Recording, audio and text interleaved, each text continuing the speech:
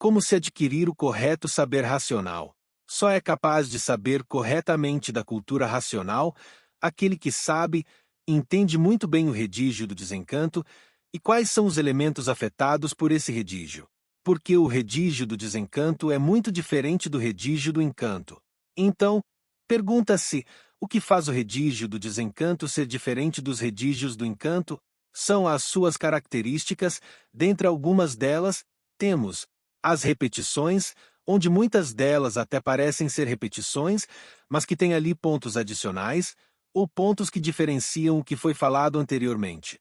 A progressividade, que é a evolução na apresentação dos assuntos, onde muitos assuntos iniciados nos livros básicos que só serão definidos bem adiante nos históricos.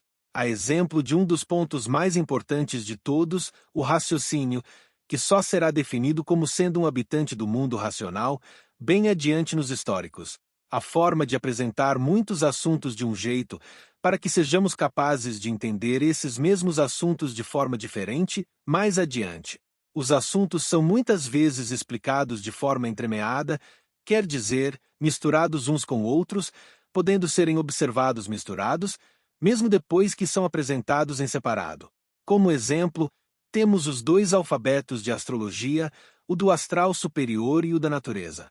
Temos também algumas passagens que são falas de outras entidades e não do racional superior, como, por exemplo, da natureza, em que a natureza fala que vai dar uma epidemia e que vai levar todos para o mundo racional, quem colabora e quem não colabora, porque ela já está cansada.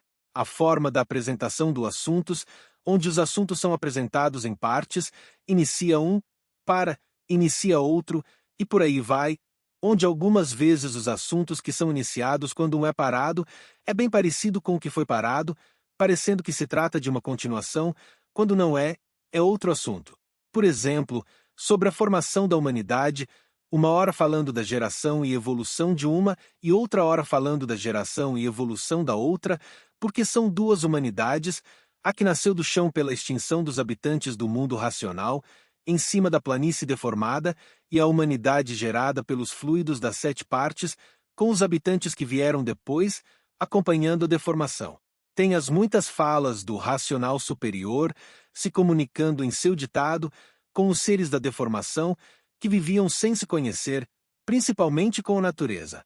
Como, por exemplo, ele explicando para a natureza que ela é de origem racional, da parte que se degenerou, porque era uma parte da planície que não estava pronta para entrar em progresso.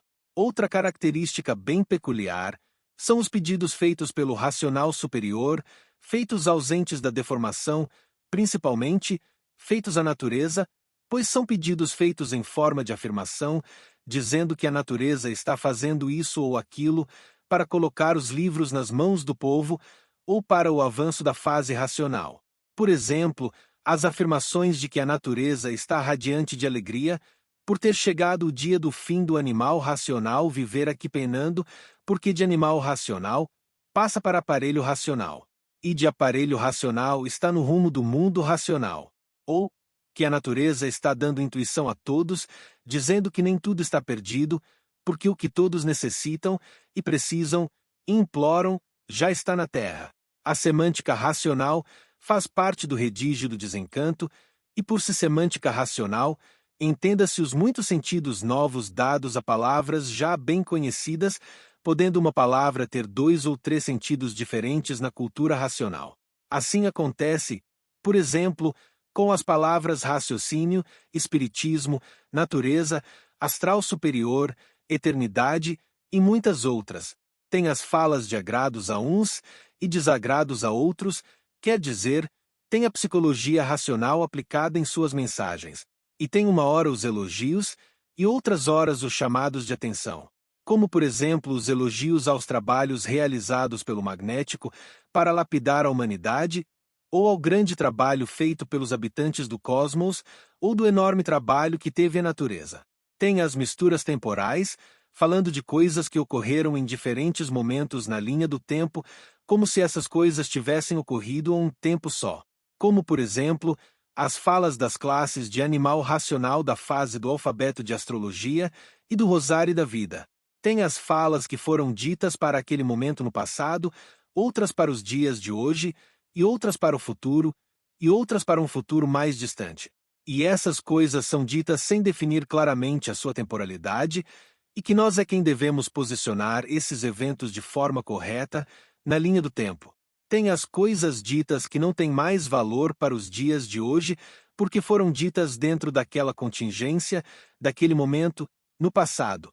Essas e muitas outras são importantes características do redígio do desencanto, como as perguntas e respostas, que muitas vezes parecem ser perguntas repetidas, mas que são perguntadas para serem respondidas de forma diferente. Tem pontos em aberto, ou para serem corrigidos, ou para serem completados por nós.